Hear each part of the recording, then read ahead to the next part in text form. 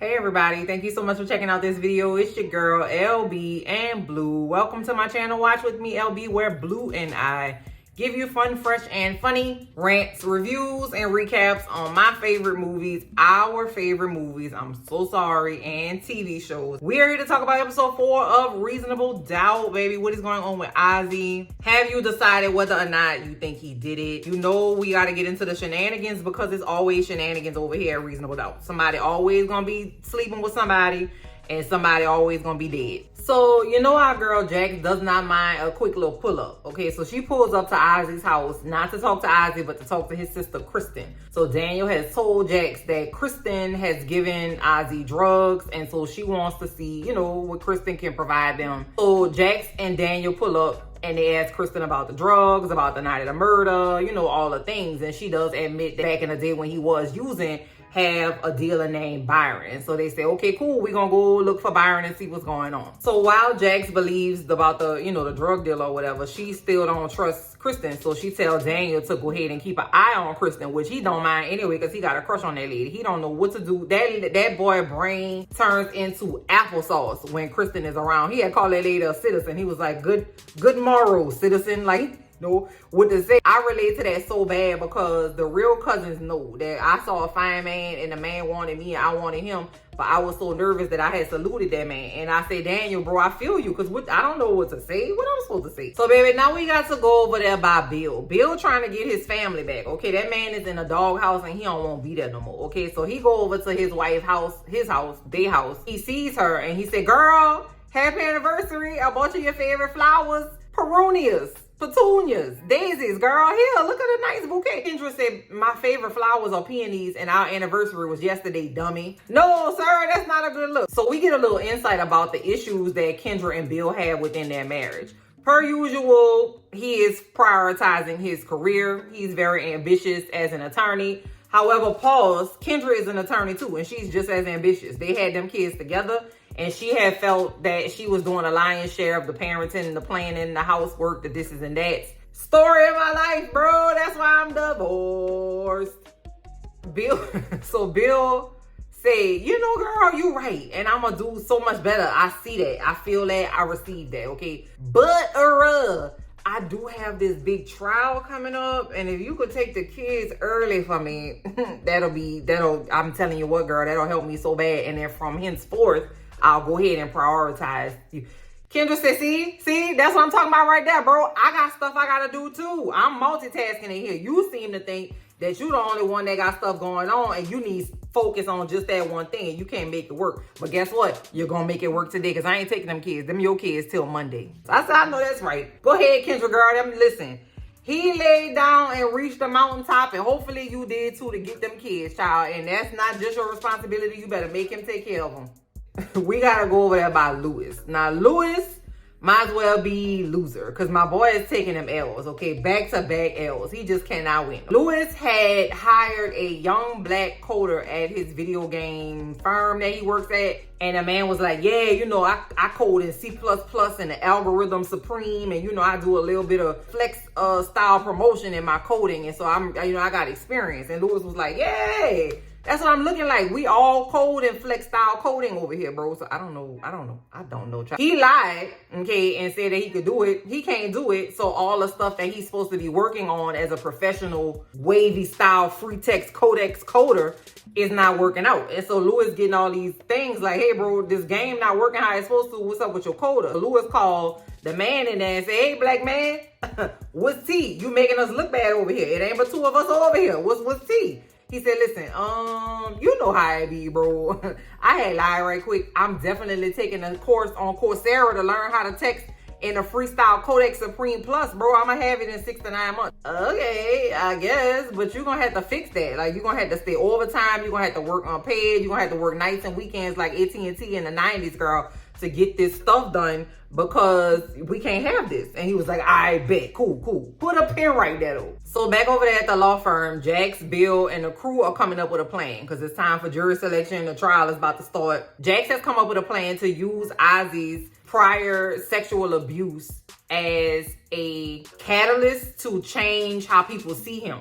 And then they also want to connect Wendy's murder to this vagrant drifter hobo person that's been hoboing and drifting and murdering people in that same little area, right? So it's like the drug use is gonna come out. They're gonna put the sexual abuse on the table. They're gonna put the drift on the table. They're gonna shuffle that up, mix it, put it in the oven on 350 for an hour and come out with Ozzy didn't do this. And so now they gotta figure out how the average American is gonna take that as a plausible theory, right? So they go get Miss Pam, an accountant. Miss Pam looked like she was a preschool teacher. You understand? She got like a little lanyard, but she got the little enamel pins on it. And she got like a Jenny Jones Bob child. And she just, you know, she work in accounting. She not into pop culture, like talking about it. And she don't know about, you know, drug dealers. And she just a little Christian little lady. And she just go to church and go to work and go home and have Sunday dinner and that's it. So they said, Miss Pam, let me ask you a quick question. What do you think about Ozzy Edwards? And she was like, oh yeah, I know him from my brother and me. No, girl, my cousin and me. Well, what if we told you that he used drugs? And she was like, well, I don't like that. I know, baby, that's a scourge, baby. I'm not a fan of that. I don't agree with that. I don't like that. Drugs need to be gone away. That's a crime and you need to pay for your time if you do the crime. And then Jack said, well, what if we told you that he was using drugs because he was sexually abused when he was a child? She was like, oh, God. See, this is why we have to stay in prayer. So they use Miss Pam as a representation of what they probably will get on a jury pool. You know, it was like a quick little jury test. Pause. If you or a loved one needs some quick cash, bro, when I was a single mom and I had just got divorced, I will go and be on mock juries. They pay good money for mock jurors, bro. And you got to go and sit in a thing and they do like a trial and they ask you questions and they do the whole thing. They give you lunch. And then when I walk out the door, they give me a smooth $250 in a white envelope. I feel like a drug dealer, girl. And I will go home and pay my bills and get groceries for my babies, okay? Go see about a mock jury in your area. That's a good little side hustle. I might do that now. Shit, I'm out of work too. So, you know, Jax is horny. So she and Louis go home because Naima, the child that they really don't give a shit about, is out the house. And they like, hell yeah, this child we don't want is gone. Let's go home and have sex with each other. So they go home and they have sex. And then they hear Naima coming in. They're like, man, shit, here she go. Coming in the house that she live in. Ugh. So they both come out looking like Morticia and Gomez Adams trying to play it off, fixing their clothes. One of them probably shirt was on backwards. And they say, hey, Naima, girl, what you got going on? You excited your brother coming back? And they following her down the hall real weird, like, because that would freak me out. Because we're both of y'all asking me questions for all close to me. Like, y'all don't even be looking at me like talking about it. What y'all talking to me for? And so they get to her room and she slammed the door in their face. And they look at each other like, girl, I will murder you in this house. You better open this goddamn door. Ooh, girl, no matter how mad I was, I would have been scared to do that, child. Because what you mean, slam the door? Girl, please. I ain't trying to die. I want to prove a point, but I want to be alive to prove it. And then Jax was like, girl, the longer this door stay closed, the longer you going to be grounded or whatever. 1, 2. And they were counting. They got to 79 or something. And then she finally opened the door. Child, they kept letting that little girl, I don't know if they kept letting her go by that little girl Hattie, the baby mama daughter or whatever. But the baby mama daughter was like, bitch, I got receipts. Okay, we share a brother. And then Naima come home with a little baby jersey that, I forgot the baby mama name, child. Lynn? No. Erica? I don't know. Like, what's this, daddy? And so she closed the door in their face and it was like, you know what? You ate that. Girl, you ate that down, girl. Go ahead, close that door and take a little breather. I'm gonna come and talk to you in a second. Because what you gonna say for that? Like, you ain't got nothing to say for that. To make matters worse, the other little boy that they gave birth to and conveniently sent somewhere to a school somewhere, Spencer, he home. And so this the first time we seen him all season, child. He was like, good to see y'all. I'm glad y'all keeping it dramatic over here. I just wanted to come home and see my friends and, you know, eat a little home cooked food. But here y'all go. Now I got to go to therapy. Appreciate y'all. But then I found it so weird because Jax and Louis and the kids sit down to dinner like their whole lives ain't just been rocked because Louis had made a baby. They sit down to dinner with some goddamn baked chicken breast and salad and stuff like it was supposed to be a normal conversation. But I also found it strange that Jax was doing the bulk of the communicating to the kids. She was like, I wish we found a better way to do this. And I wish we could have told y'all before y'all found out. Hey, that's not, no, Boogie, you be quiet. let Lewis talk. Lewis ain't say the goddamn thing. I said, okay, Lewis, I see you don't talk when you're supposed to talk, and then you talk when you ain't got no business talking. Shut up altogether, Lewis. You're pissing me off at this point, okay? Jack's talking about we gonna get through this together and side by side, and we gonna hold on to God's unchanging hand, and something the lady was saying. And then Naima was like, y'all like to ruin everything. Every time it get chill over here y'all go. And I said, because that's what the kids do. So it's the next day, and Jack's over there by Ozzy, and she tells Ozzy that they're gonna use his sexual abuse like a supporting background information in court because, you know, we gotta get something. We ain't got nothing. He's obviously not comfortable with sharing that information in court. And so Jax is like, well, listen, this is our only option. We don't really have nothing else to roll with. And so if we're going to do this, you have to tell your mom and daddy. He hasn't told his mom and daddy anything. He hasn't really been talking to his mom and daddy at all. You know, just kind of trying to give him support because she knows that this is going to be difficult. So then they start jury selection. You know, they got to pick the jurors. They ask them questions about drug use and sexual abuse. And, you know, do you know who Ozzy is? Comment down below and let me know if you got selected for jury duty once. I got selected for jury duty twice. The first time I had made it all the way through questioning. Like, you know, they asked me the questions or whatever, and I made it through, and I was in the pool of people that they could possibly put on a jury. I wasn't on a jury yet. And so we were on lunch break, and the bathroom on the floor that I was on was like, the line was long. So I was like, well, shit, let me go to another floor because I had to pee because, you know, I drink my water, child, and I mind my business. Okay. Anyway, so I went down the floor, right? And so when I was coming up, I was on the phone because you could only use your phone on break. So I was checking on my children, checking on my job or whatever. So when the elevator came for me to go upstairs, I got in it. Like, I saw it was people in it, but it was enough room for me to get in there. This was before COVID too. So I went in the elevator. So when we got to the floor and the doors opened up, the rest of the jury pool and everybody was standing there waiting to go back into the courtroom. And so I walked out and everybody was like, and I was like, girl, what? Why I had got in the damn elevator with the man that was convicted of murder, his girlfriend, mama, and 2 attorneys? Girl, they had to let me go. I said, yeah. God do for you what you can't do for yourself, girl. I was going to do my civic duty, but goddamn, I ain't want to be that child because I had stuff going on. After work, Jax goes out with her girlfriends. Not back home to her house and her children who have been traumatized. No. I said, girl, you better prioritize yourself. Fuck them kids. She having drinks with her 3 partners. The doctor partner, I can't remember her name, she tells the girls that she is pregnant. Everybody's like, oh my God, girl, congratulations. And you gonna be such a good mama and ka.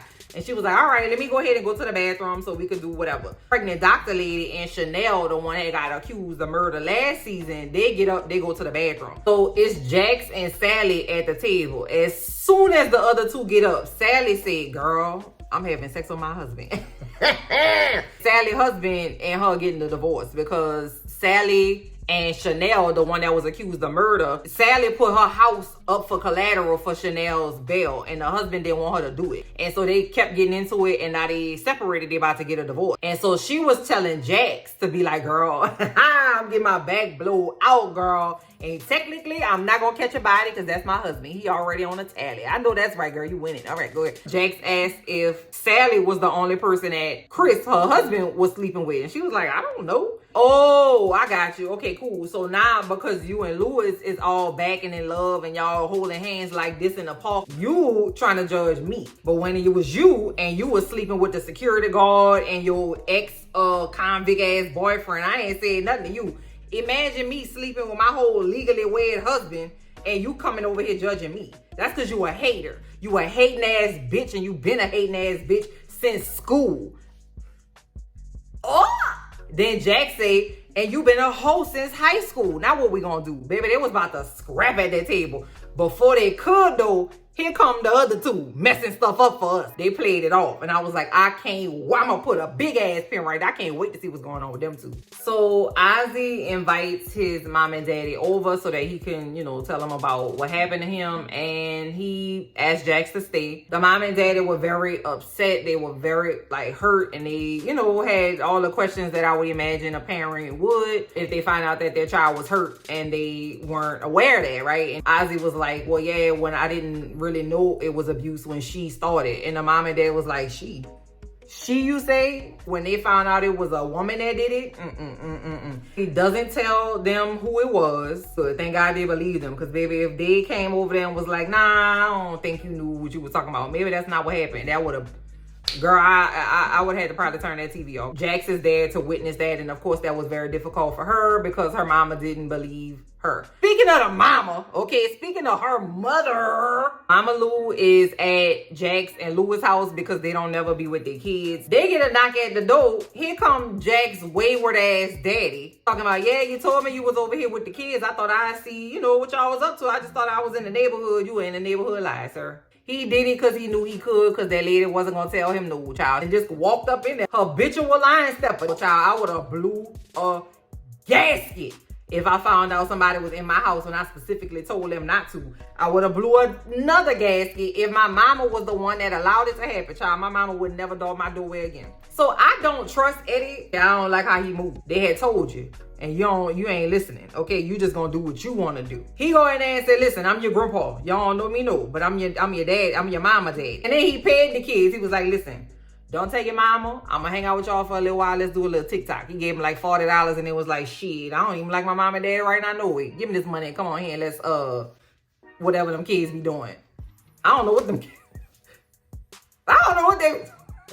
So the kids tell this man that they have known for approximately 37 minutes all their mama and daddy business. You know my daddy had a baby on my mama and the baby died, huh? So Mama Lou knew that Jax didn't want that man in her house, and she just sat there and let it happen because she just think it's so nice. She trying to get her back blown out, child. I just already know. If she ain't getting it blown out already, child, Mama Lou, you ain't slick. That night when Jax come home, Jax talking about something. Mama Lou was like, yeah, girl, I feel that, girl. Ain't that something? That's crazy. Let me go ahead and get my purse and go ahead and get out of here. She ain't tell Jax nothing. So Louis just gonna piss me off every time he on that screen, child. I just need him to stand up. So the little dude that he hired at the game place that don't know how to code, he been doing the dude work for him because the deadline's not getting met and the stuff is wrong because he don't know what to do. He trying to help him out because he a black dude. And he's like, I'm trying to put you on. This is like a great opportunity. The dude had a non-compete clause with his former employer. So then Louis' boss come in and say, hey, this new dude you hired had a non-compete clause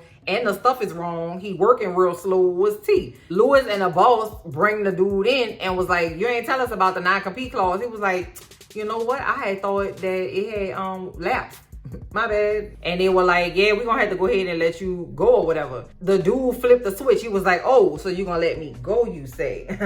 Let me ask you this. What do you say about the only black coder in this place being let go after he was made to work overnight without pay? And like, he was like trying to pull out all the HR stops. I was like, baby, you're not gonna listen. I worked in HR. That's not gonna work. And then if they did let him stay, they was gonna put him immediately on a goddamn PIP, and he was gonna be out the door in the next 25 to 30 days. So now they're making Louis look bad. But oh no, that's not gonna be the last time Louis look bad in this episode. You just put a pin right there, because that boy getting on my nerves real bad. Daniel's still over there babysitting Ozzy. And so Daniel and Kristen are in the front snuggling up. Like, she got her head on his arm and they like cute. And Daniel's so cute.